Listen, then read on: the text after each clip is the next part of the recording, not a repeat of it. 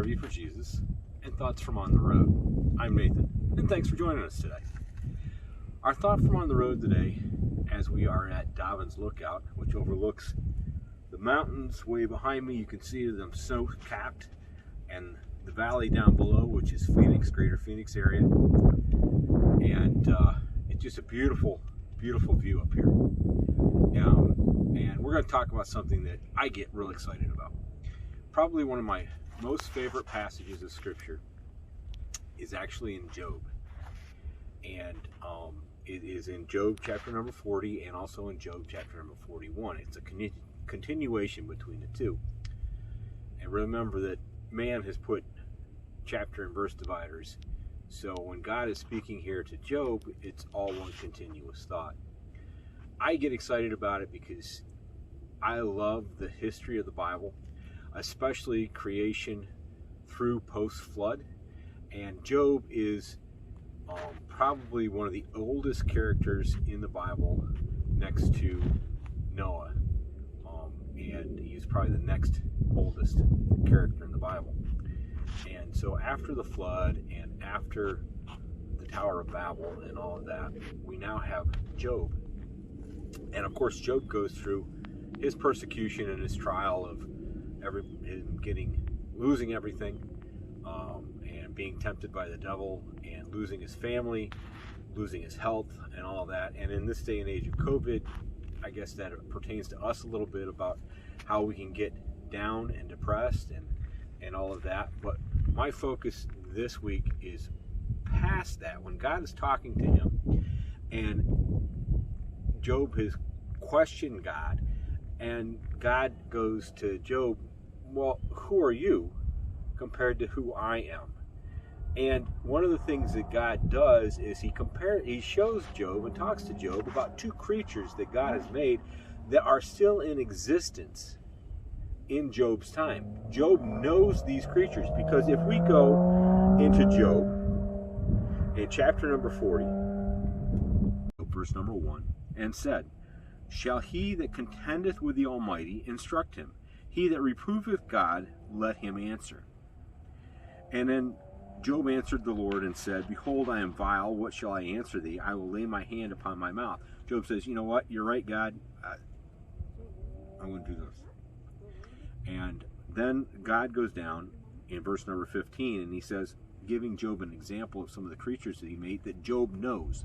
Okay, now realize this is what gets me excited, is Job knows these creatures. He's seen them. He's dealt with them, that kind of a thing. So he says, behold now behemoth, which I made with thee.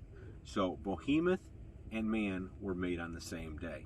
Okay, it's a land creature. Remember that on the sixth day, God made the creatures of the land. So God says to Job, behold now behemoth, which I have made with thee. He eateth the grass as an ox. Lo, now his strength is in his loins, and his force is in the navel of his belly. He moveth his tail like a cedar, and sinews of his stones are wrapped together. His bones are as strong as pieces of brass. His bones are like bars of iron. And God goes further on down and explains or gives him examples of who and what behemoth is, and the background of behemoth, and what he eats and drinks, and that kind of a thing. And then now let's go over to chapter number 41. And God gives Job another description, another person, another creature to compare. And he says, canst thou draw out Leviathan with a hook? Now he's talking about Leviathan. And he goes through the verses here, and he says, can you hook him in the nose? Can you bore through his jaw with a thorn? Verse number 2. He says, will he make supplications unto thee? Verse number 3. Will he make a covenant with thee? Verse number 4. And then once we get down to further down, he says in verse number 15, he says, his scales are his pride, shut up together as those with a close seal. One is so near another that no air cometh between them. They are joined one to another. They stick together. They cannot be sundered. By his sneezings a light does shine, and his eyes are like the eyelids of morning. Out of his mouth go burning lamps, and sparks of fire leap out. Out of his nostrils go forth smoke, as out of a seething pot or cauldron. His breath kindleth coals, and a flame goeth out of his mouth. here is another creature. First, God talks about Behemoth, which is a giant dinosaur that's huge, probably like a brontosaurus. And now God is talking to him about a sea creature. Okay, he uses the hook and that kind of thing, which is fishing terminology. And he talks in here about him being on the water and things, in the water. And he tells him it's a scaly monster, and it actually breathes sparks and fire and smoke. And there it says, his breath kindleth coals. Verse 20, out of his nostril cometh smoke, and out of the seething pot, as out of a seething pot or cauldron. Verse 19, out of his mouth go burning lamps, and sparks of fire leap out. This is a fire-breathing creature, and that's what gets me excited. This is a dinosaur, okay? And this dinosaur is a fire-breathing dinosaur. Now, I don't know where you think or what you think about fire-breathing dinosaurs or dinosaurs in general, but out here in Arizona there are thousands of digs, archaeological digs, and fossils of dinosaurs, which show us about the Great Flood and everything being buried and how everything was covered up with water in Noah's day, okay? But these creatures, remember, Noah brought in 2 of every creature onto the ark. So even the dinosaurs were brought onto the ark, okay? And these dinosaurs lasted through Job's time, because as God is talking to Job, he says, consider them, okay? Behold them. Job knows about these creatures, which gets me excited. Wow, can you imagine having seen a dinosaur like Behemoth, or a dinosaur like Leviathan, a fire-breathing dragon of the ocean? That, to me, that is just phenomenal, and I get all excited about it. And it reminds me of how great our God is. And it reminds me of who he is and what he created. He created Leviathan, and he created Behemoth, and he created the ant, and he created you and I. And because of that, he knows us. He knows our bodies. He's the great physician the Bible talks to us about. So we don't have to be afraid or worry about the things that are going around us. God knows about it. He's got it all under control. If God created all of this, God has it under control. It is under his control. So we don't have to worry about it. And that's just awesome. So thanks for joining me. Thanks for letting me share with you this week a little bit of the passage that really excites me. And we will see you next week on Thoughts from On the Road. Remember, as we wander through this life, to wander with a purpose.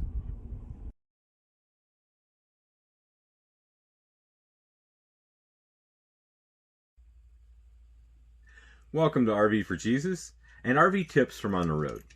Today we're going to talk about something a little bit on the stinky side. We're talking about a little bit of maintenance that you may have to do in your bathroom to your toilet.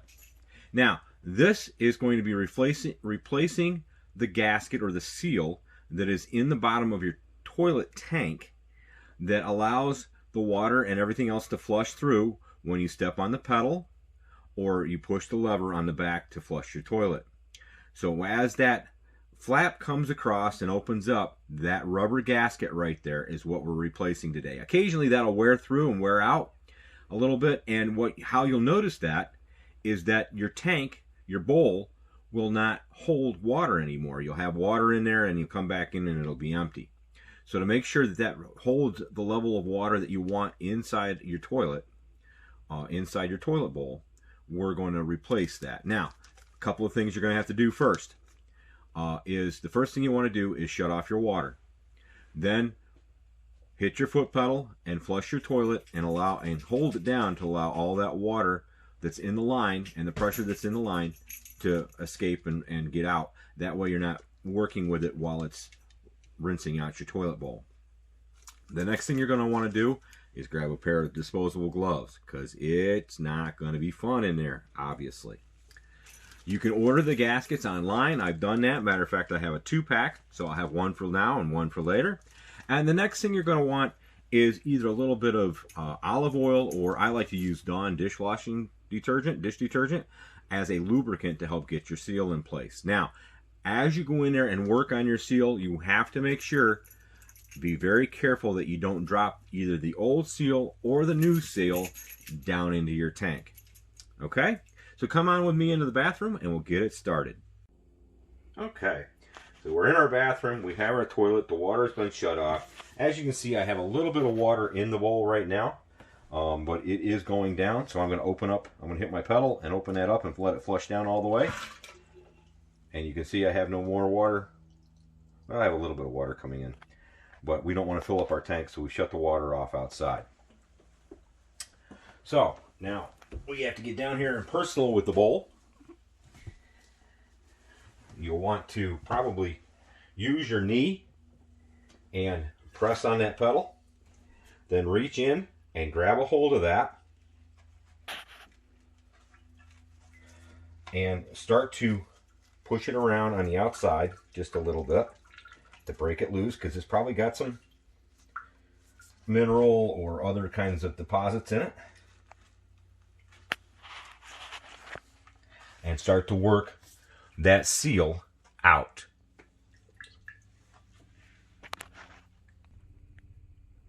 Alright, so we had a little bit of trouble with this, so I had to go get a pair of needle nose pliers. I'm going to make sure I wash them when I'm done with them. Grab a hold of it and pull it out. Now, as you can see, all the mineral buildup around the outside of that. That's what it's supposed to look like, is this black rubber. And it doesn't look like that. It is built up all the way around it. This is the new one. Okay? That's the old one. See all the buildup. That's what's causing our problem here. We were having trouble. It wasn't keeping a seal. And that's why, because of all this mineral buildup. And the only way to get rid of that is to replace the seal. So, we've got this out. Now we're going to take a little bit of water and rinse the bowl.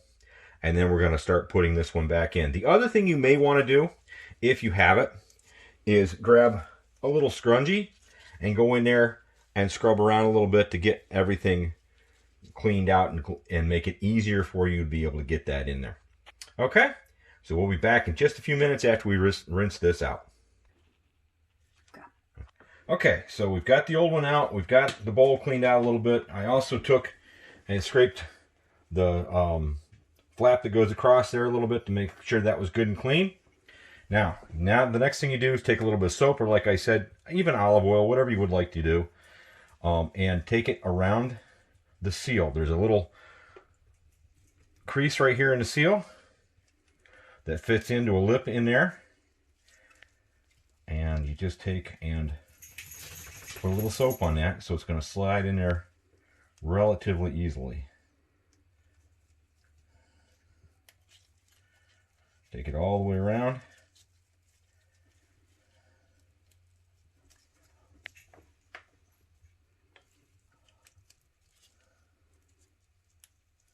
Just like that.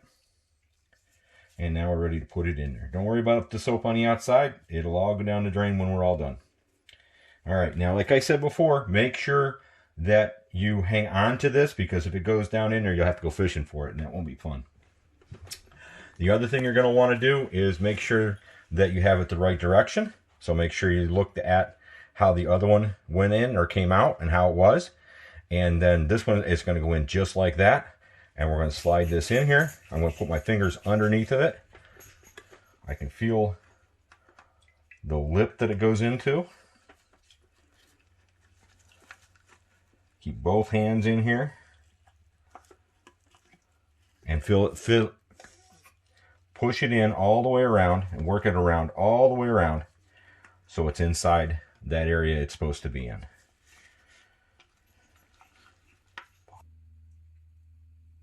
Alright, now we've got that in and all the way around the lip it's supposed to be, so it's on top and below the lip, just like it is.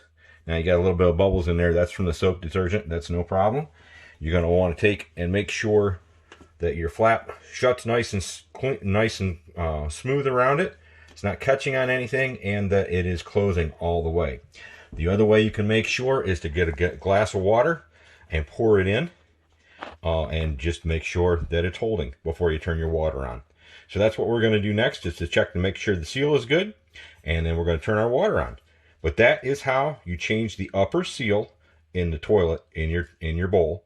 And if it doesn't hold water, you can take that seal out, take the old one out, put the new one in, and you're back in business. All right, so we got a little bit of water there in the bowl, and as you can see, it's holding its the water level. Don't see any bubbles of leakage or anything around the outside edge. We see the bubbles in there again from the soap, but there's nothing coming up around the edge of the seal, so everything is good there. And when we flush that, it flows right back into place. Now we are all set to turn the water on. All right, the water's back on. We're going to try flushing the toilet.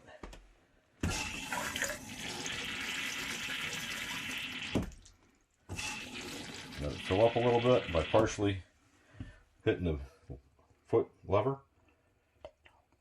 pedal, and as you can see, it's holding water perfect. Just what we want.